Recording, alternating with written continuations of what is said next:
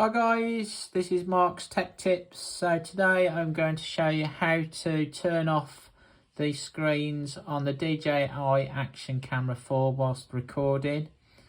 So currently the camera's set to keep the screen on whilst recording. So you may wish to have it knocked off so you're recording in private. So let's just knock the camera on here. And what we need to do is go to the settings tab. So if we scroll down from the top and press the hexagon button in the top right hand corner.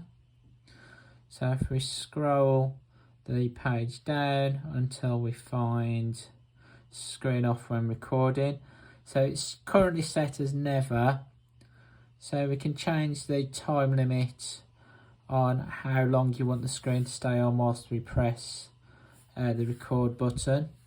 So the smallest option we can have is 3 seconds, and it goes up to 10 minutes, and then never. So you can see it's currently on never.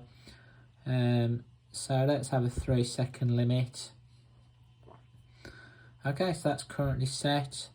So let's go and record. So if you just press the button at the top, so it should turn itself off after 3 seconds. So there you go, and the front screen is also off. So if you like this video, make sure you like and subscribe, and I'll see you soon with some more tech tips. Bye bye.